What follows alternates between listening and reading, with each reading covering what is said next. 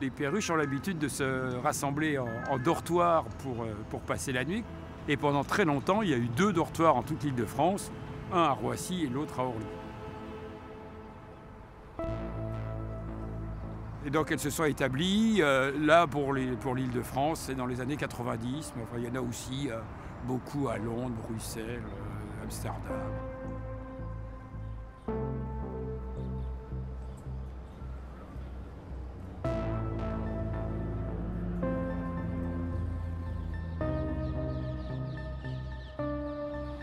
On est arrivé à 5000 individus dans le début des années 2010.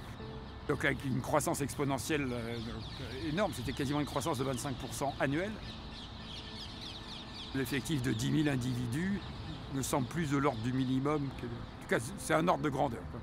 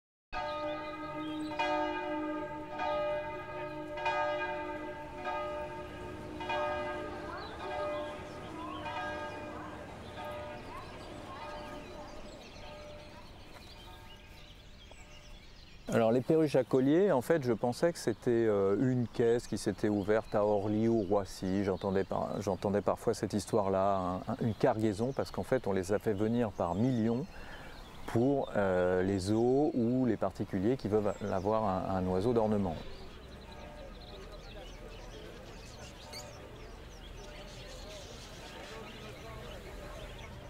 Ça a été le cas, mais en revanche, ça fait très longtemps, disons les années 60 et plutôt 70, qu'on commençait à avoir des perruches à collier ça et là, parce que les particuliers qui les avaient finissent comme certains particuliers à ne plus les supporter parfois, ou bref, pour X raisons, à les libérer.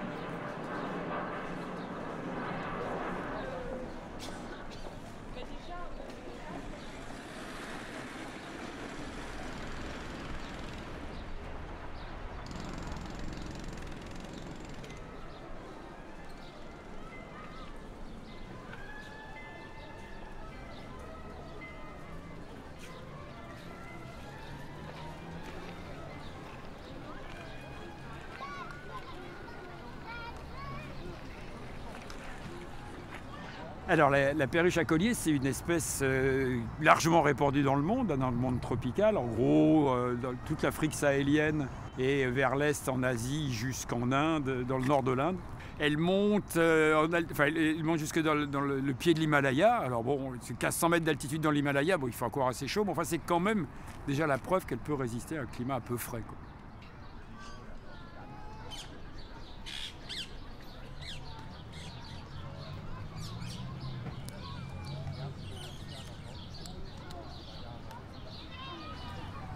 Les perruches posent problème à deux types de personnes principalement.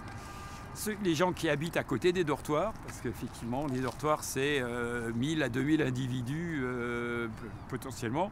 Donc ça fait beaucoup de bruit, il faut reconnaître. Et puis, il y a, les perruches peuvent faire des dégâts à certaines cultures. Donc si on possède un verger, il peut y avoir des dégâts. Donc il peut y avoir deux besoins différents. Est-ce qu'on peut réduire les populations, enfin réguler les populations quantitativement, ou est-ce qu'on peut au moins déplacer les dortoirs? Réguler les populations, moi je dirais que je suis très sceptique pour la bonne raison, c'est qu'en gros on prend le problème trop tard. Là par exemple, voilà, je vous ai dit une dizaine de milliers d'individus en Île-de-France. Londres et Bruxelles, c'est des dizaines de milliers, c'est 30 000, 50 000 individus. En plus, en milieu urbain, on ne va pas détruire, on va mettre la mitrailleuse lourde sur les dortoirs, voilà. Donc là, moi je suis très sceptique sur les possibilités. Mais il y a des tentatives, hein. Même les Anglais qui adorent les oiseaux ont à un moment tenté de tirer les perruches.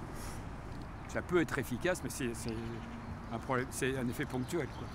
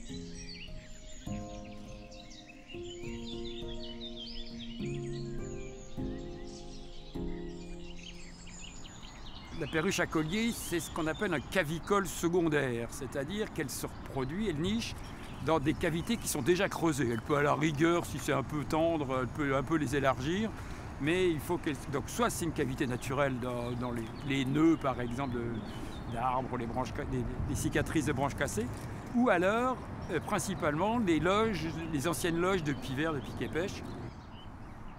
Le problème, c'est qu'il y a d'autres espèces d'oiseaux qui font la même chose. Donc il y a principalement chez nous la citelle, le pigeon colombin, les tourneaux. Et donc on s'est dit, aïe aïe aïe, il va y avoir concurrence pour les loges. Est-ce qu'elle va avoir un impact sur les populations, en particulier de citelles et de pigeons colombins? À Bruxelles, on a une réponse qui est non, clairement.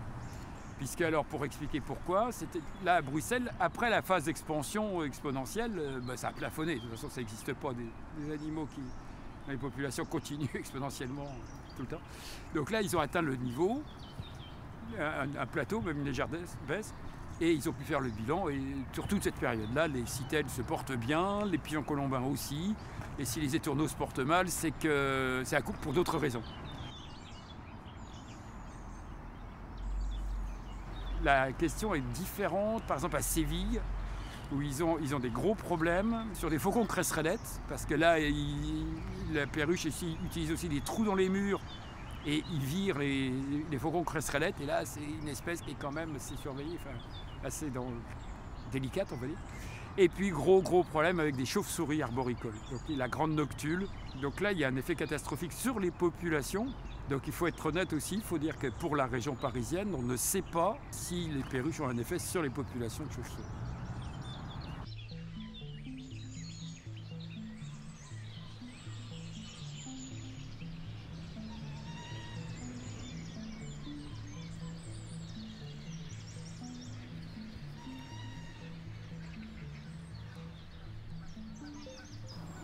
On a une idée parfois qui date de notre enfance, de ce qu'est la nature, et on voudrait qu'elle ne change plus.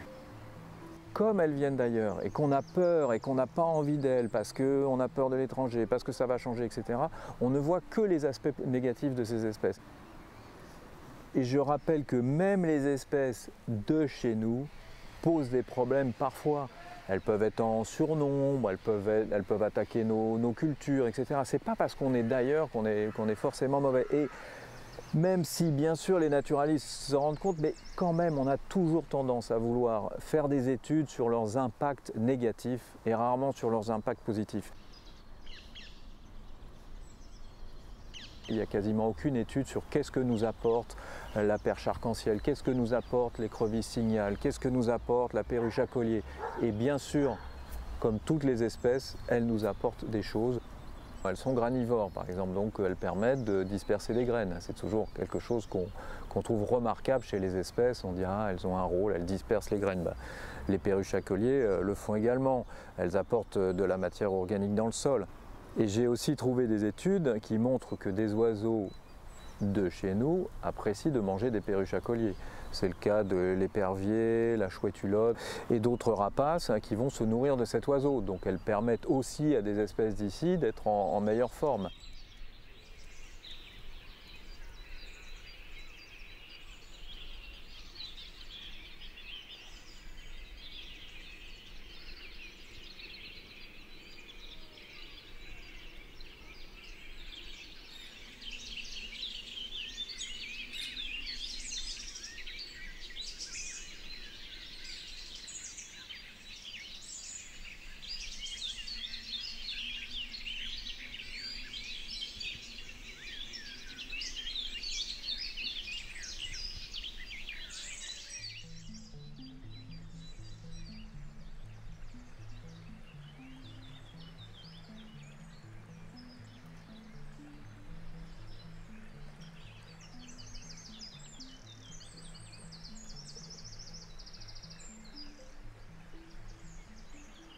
Alors je ne vais pas parler de domaines que je connais vraiment. Si on prend les oiseaux et les mammifères, quand on dit que les espèces invasives sont la deuxième cause de disparition, c'est un constat complètement biaisé. C'est-à-dire que c'est dramatique quand c'est des mammifères lâchés sur des îles.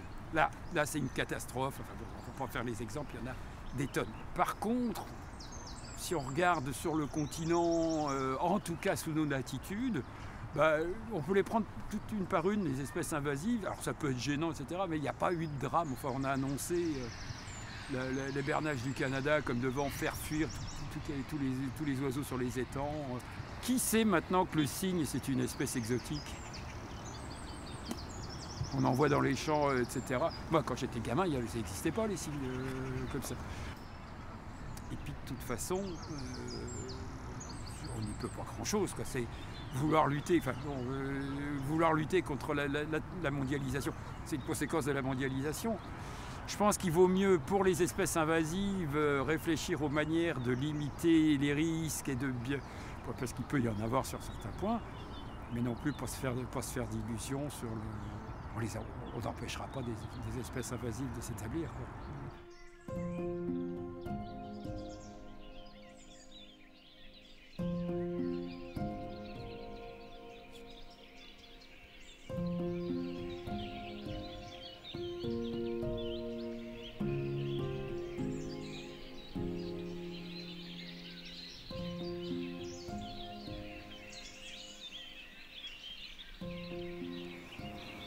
Il y a une chose à retenir, c'est que chaque individu sur Terre est unique, comme vous et moi et tout le monde.